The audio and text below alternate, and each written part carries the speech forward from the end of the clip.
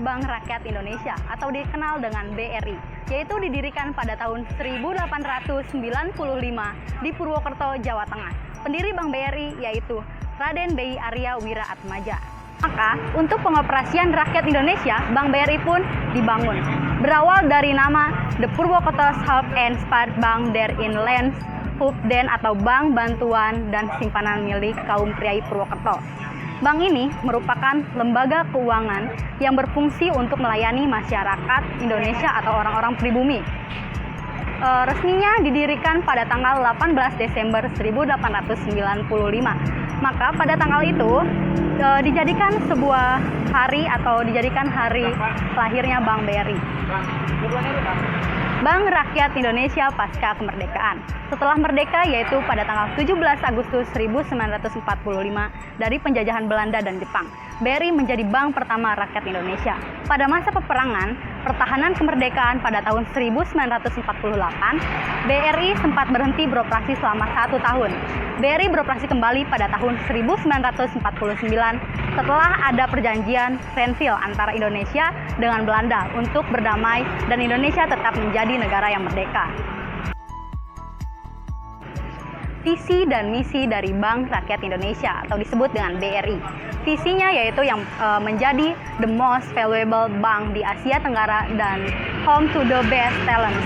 Misi dari Bank BRI yaitu yang pertama, memberikan yang terbaik, dan yang kedua, menyediakan pelayanan prima, dan yang ketiga, bekerja dengan optimal dan baik. Total aset dari Bank Rakyat Indonesia atau BRI yaitu 1.297 triliun. Dan pemegang saham dari Bank BRI yaitu ada 2, pemerintah dan investor asing.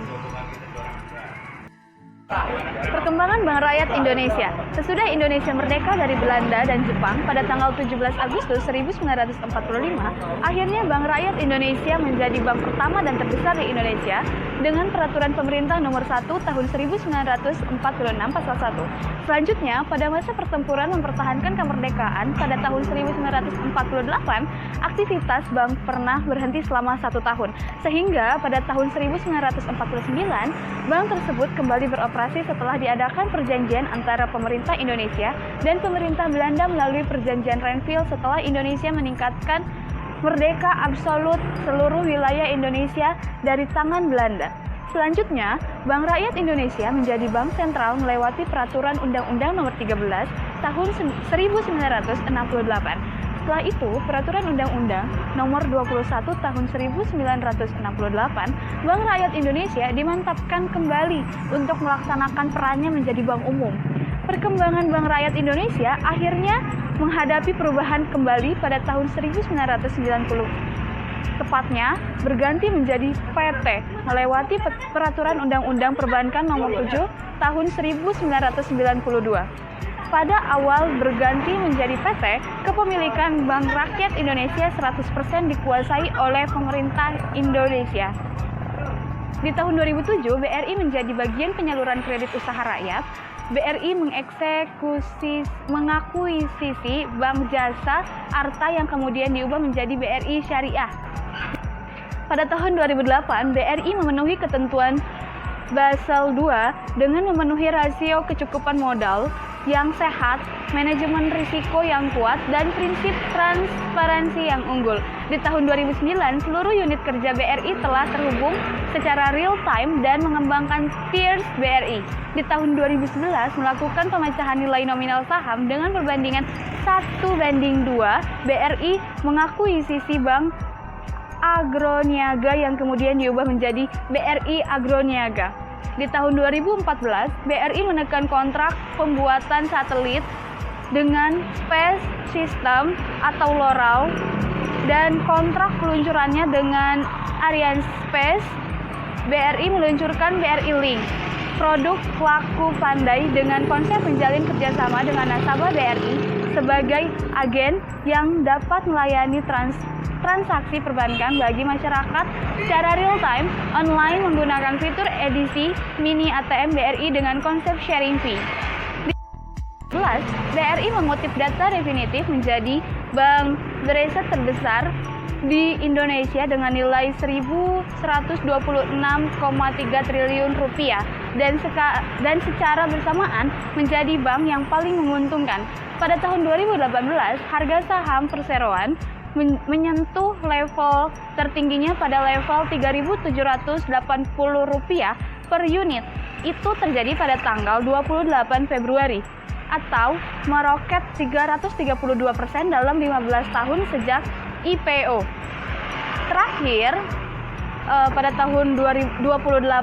tanggal 28 Desember, saham perseroan berada di level Rp3.660 per saham. Jika di rata-rata, saham ini membagikan keuntungan investasi sebesar 21% per tahun. BRI Ventura yang kemudian diubah menjadi BRI Ventura Investama. Ada 4 macam produk kredit atau pinjaman yang disediakan oleh Bank BRI. Yang pertama ada kredit usaha rakyat atau bisa disebut dengan KUR. Yang kedua ada KUPEDES. Yang ketiga ada kredit kepemilikan rumah atau bisa disebut dengan KPR. Yang keempat ada kredit kendaraan bermotor atau bisa disebut dengan KKB. Produk simpanan tabungan BRI. Yang pertama ada Simpedes. Yang kedua ada Britama. Yang ketiga ada simpanan TKI. Keempat ada Britama Junio. Yang kelima ada Britama Dolar. Yang keenam ada Britama Kencana. Yang ketujuh ada Britama Bisnis. Yang kedelapan ada Britama Falas. Yang kesembilan ada Tabunganku. Oke, di sini akan dilanjutkan dengan struktur organisasi Bank BRI. Di sini ada RUPS atau kepanjangan dari Rapat Umum Pemegang Saham. Selanjutnya yaitu ada Dewan Komisaris. Selanjutnya yaitu ada Direktur Utama dan diikuti oleh Wakil Direktur Utama. Di situ yang meliputi 1. Bisnis mikro, 2. Bisnis kecil retail dan menengah.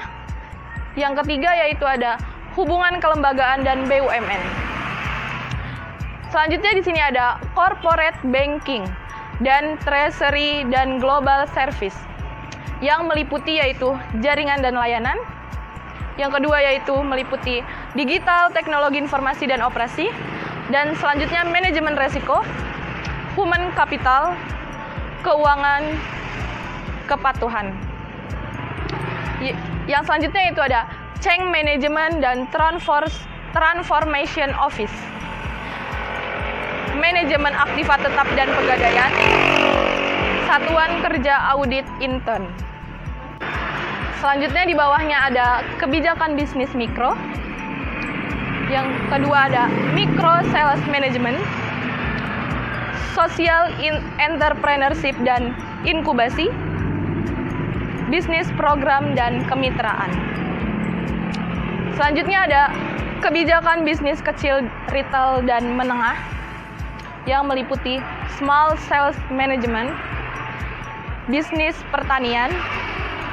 Selanjutnya ada hubungan lembaga, yaitu transaksi banking atau transaksi dalam bank. Selanjutnya ada bisnis BUMN 1, bisnis BUMN 2. Selanjutnya ada wealth management yang meliputi dari kredit consumer, kredit beriguna, mass funding, retail payment, kartu kredit, dan yang terakhir ada marketing communication.